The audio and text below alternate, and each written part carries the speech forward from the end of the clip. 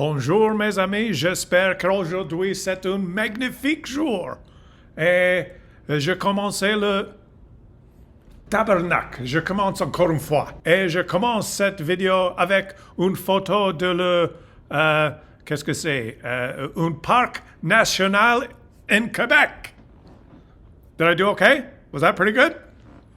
The photo here is provided by Natalie in the I Choose Canada group, and it is of a national park on a misty morning in the beautiful province of Quebec.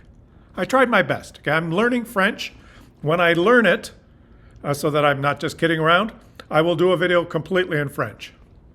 It may take a while. I have fantastic news for you today. It's a beautiful story of Canadian success at the hands of regular Canadians. And it is a perfect example, a perfect script on how to achieve success like this in the future in many different areas. The fantastic news is this. Oh, Canada, summer tourism numbers hit an all-time high. Record numbers driven by strong domestic and international travel. And for those of you who don't understand numbers, or maybe some of you who are MAGA supporters, you might think, well, it's only tourism, it can't be that big, so obviously those numbers are false.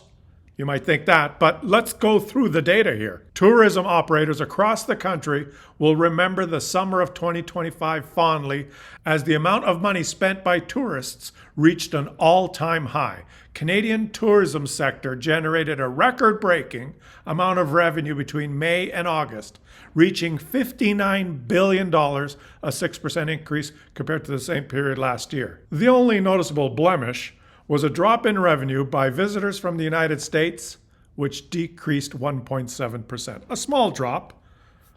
Probably all those Americans that feared leaving their country, don't risk leaving your own country because you might have a problem getting back in. Okay, so we've had our fun here. Now let me get into the analysis for this video, because this should teach us something, and I've been saying this on my channel over and over and over again for many videos. Look at that number.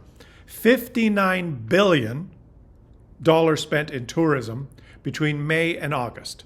May, June, July, August. Let me try and explain it this way. Think of tourism, the decision to go on holiday or the decision to do the tourist thing, as a purchase just like anything else. I'm a Canadian. I want to purchase a vacation. I want to purchase a holiday. I have many choices. I can go on, my favorite site to book holidays is expedia.ca. And I can look up vacation destinations and places to visit. And I could easily go click, click, click, click, click, and I've booked a trip to Las Vegas. I've purchased a vacation in the United States. Or I can go click, click, click, click, click, and purchase a vacation in Quebec City.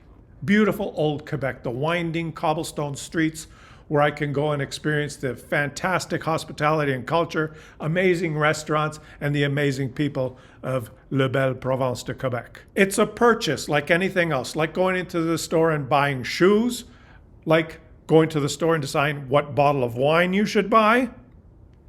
And there's no damn way I would buy any bottles of wine from the United States. Of course, you can't in most provinces except for Alberta and Saskatchewan. But are you getting what I'm trying to say? Canadian consumers made a choice of purchasing their vacation, purchasing their holidays at home. And that resulted in $59 billion worth of business in 4 months in the tourism industry. Let me put that in perspective for you. Let me compare it to our biggest export, our country's top export in value. In 2024, the value of Canadian crude oil exports was approximately $153 billion. This reflects a significant increase driven by higher production levels and elevated commodity prices. Ooh, higher production levels. I wonder how that happened. China emerging as top customer for Canadian oil shipped via Trans Mountain Pipeline. Trans Mountain Pipeline that was built by the government of Canada. Have you heard a thank you very much from Alberta yet?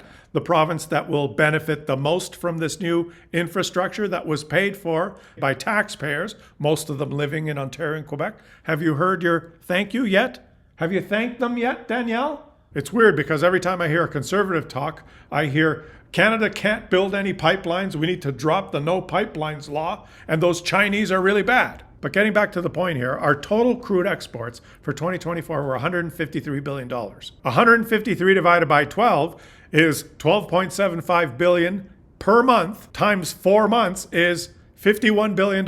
In the 4-month period between May and August, our tourism business in Canada was larger than the value of the oil we exported in that period. That's how big this industry is.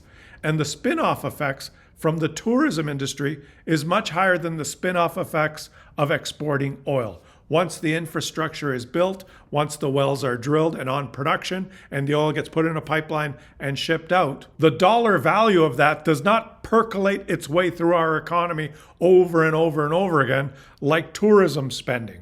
If you choose to spend your money here on a product in our country, like purchasing a vacation here, and you spend $5,000 on a vacation in Quebec City, that money enters that piece of our economy. It goes to pay for hotels and restaurants and things that you do on vacation there. The people that earn that money will respend that money there. The people that receive the money that's respent there will then respend it again and over and over and over again. So let me explain the lesson that has to be learned here, because this is very simple economics. It's economics 101. Anytime you pull your wallet out of your pocket and you spend money, you are basically purchasing something. It doesn't matter if that's a real thing or if that's something on the internet or if it's a holiday or something you're going to experience, something you're going to eat, something you're going to sit in and drive. You're a consumer. We are all consumers. There's 40 million of us. And our decisions as consumers are the biggest factor that affects our economy. There are commodities that we export, and I'm not diminishing the importance of sectors like the forestry sector, the oil and gas sector, potash, uranium, mining and minerals, different manufactured goods. I'm not diminishing the importance of any of those. Those are also important, but those sectors and how they perform are really not completely in our hands as consumers. They're in our hands as entrepreneurs and innovators. If we use our brains to come up with innovative ways to explore or to mine or to manufacture, companies and smart Canadians and business men and women in Canada, we can affect how those sectors work. There's no doubt about that. But the building blocks of those sectors is something that we rely also on our government to help with. Setting up the framework for our supply chains and lining up potential customers, that's the job of our Prime Minister. And that's exactly what he's doing. Just recently, he met with the leader of China, Xi Jinping, and they shook hands. They met in person for over half an hour and discussed things in detail and agreed to try and get the China-Canada relationship back on track. And they specifically talked, well, instead of paraphrasing, let me tell you exactly what they said. China is willing to work together with Canada to push China-Canada relations back onto a healthy, stable, and sustainable correct track at an early date, so as to better benefit the people of our two countries, Xi Jinping said. The statement went on to say that they discussed solutions to respect sensitivities regarding issues including agricultures and agri-food products such as canola, as well as seafood and electric vehicles. I'm sensing a lowering of the tariffs on all of those sectors potentially coming in the future. Those are the type of things that our government has to do. But getting back to the point I want to make in this video, we as consumers have tremendous power. And this surge in our tourism industry, as well, this surge in our wine and spirits industry, is all because of us. Because we chose, when we pulled our wallets out, to make that purchase at home in Canada. We chose Canada. And that's one of the points I've been making on this channel since we started. We've got the I Choose Canada patriotic shirts. That's even the message in the merch that the channel sells. But let me go on to elaborate here on how we can extend this, because although it was easy for us to understand, well, yeah, vacations, that's an easy decision. I'll just travel in Canada instead of traveling to the United States. And when I go to the liquor store, I'll buy a BC bottle of wine from the Okanagan or one from Niagara. And our politicians helped us out there by simply boycotting the US wine and spirits. And they don't even appear on the shelves, except for Alberta and Saskatchewan. but the people in Alberta, Saskatchewan are unanimously leaving those to collect dust on the shelves, I'll have you know. So well done, citizens in the provinces. Shame on you, Scott Moe and Daniel Smith. But my point is, you can extend that thinking even into purchases that maybe you haven't thought of that before. And the big one, the one that we have to get on board now, is automobiles. Next to buying a house or paying rent, the biggest expenditure that most Canadians will make is purchasing an automobile. And in the past, that decision was really shaped by, well, do you like the color? Do you like the style? Did you like the commercials that you saw on TV? What rarely entered into our decision making and our thought process, myself included, was, well, where is this automobile manufactured? Who's selling this thing? And that's what we have to start asking ourselves now. And en masse, we should be thinking, boycott US cars. Why should we be making one of the biggest purchases of our lives, the transfer of the largest amount of money at one time to a company to buy something? Why should we be buying a car made in the United States and injecting that cash into their economy so that it can keep their factories going and it can pay their workers, and so their workers can respend that money in their cities and where they live, going to their theaters and going to their restaurants? And then the money that they spent can be respent over and over and over again in their economy. Why should we do that when we could buy something that's manufactured here in Ontario? There's many different models that are manufactured in Ontario. Why should we support the country that's trying to destroy our auto industry? And the reason they give us is because they don't want to import our cars. They want the cars to be manufactured in the United States. Donald Trump has said so. He's basically said that he wants to destroy our auto industry so that the manufacturing moves to the United States. And what will they do when they manufacture that excess number of cars in the United States? If all the factories in Ontario close down and they manufacture all those cars in the United States, what do the Americans expect to do with those additional cars that they manufacture? They want to sell them to us, because we're their biggest market. We are the biggest importer of US cars. Number one, by a long shot, of any country in the world. That's their plan. And let me repeat it for you so you understand how ridiculous and how disgusting it is. They want to destroy an industry in Canada, the auto manufacturing industry here. They want those workers in Canada to lose their jobs so that they can move that manufacturing to the United States, so Americans can get jobs manufacturing the same stuff, and then they expect to sell those cars to us. Think of the arrogance and the greed in that plan. That is their plan. They've stated it clearly. Hopefully I've articulated it so that you fully understand it. The only course of action we have is to slam the door and say no thank you and boycott their automobiles completely. If we en masse, just as we did when we decided to purchase a holiday, and we decided to purchase a holiday in Canada rather than the United States, if we decide to purchase an automobile in Canada instead of the United States, it'll have the exact same effect. Our auto industry will boom. It'll have one of the greatest years it ever had.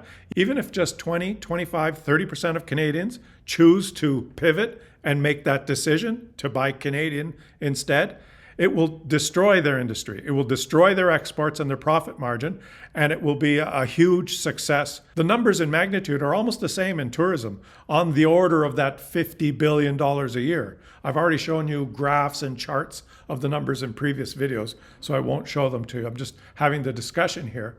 If we choose to boycott US automobiles and instead buy Canadian, if 25% of future buyers choose to do that, that decision will represent billions and billions of dollars injected into Canada instead of the United States. So that's the message. Choose Canada in all your purchasing decisions in the future, whether it's wine, whether it's holidays, whether it's automobiles. And I'll tell you right now, the two biggest ones are vacations and automobiles.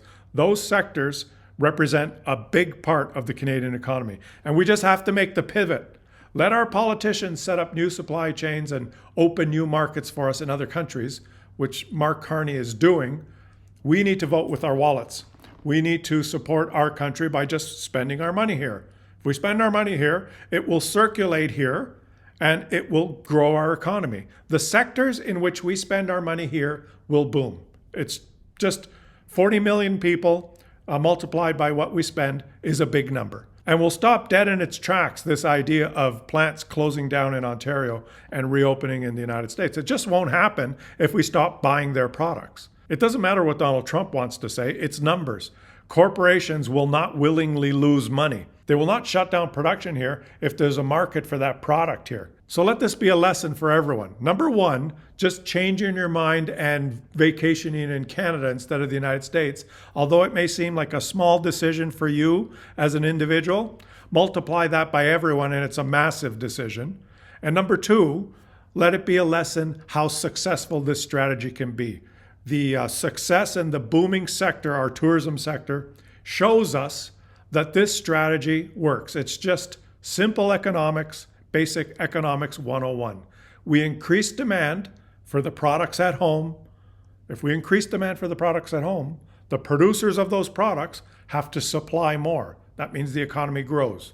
If we increase demand for vacations in Canada, the vacation sector, the tourism sector, has to supply that product. They have to hire new staff. They have to build new hotels and renovate the old ones. They have to inject money into that industry to keep up with the demand. It's the same for automobiles. If we increase the demand for domestically built automobiles, the producers have to increase their supply. They'll have to add shifts in those factories in Ontario. They'll have to think about building new models here if they want us as customers. That's all I got for you today. Just this simple message of the power of the consumer, something to feel good about, because I know that a lot of us sometimes feel helpless when we just read the news, these powerful people in suits, these nation leaders having these discussions, and sometimes things are going well and sometimes things don't sound like they're going well.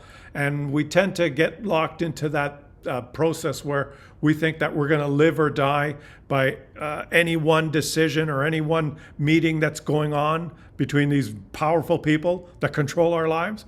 Well, it's really not like that. We collectively have a lot more power than we think, and it's time that we start understanding that and using it. So I choose Canada, and I hope all of you do as well. Thanks for watching my video. Subscribe to the channel if you're enjoying the content.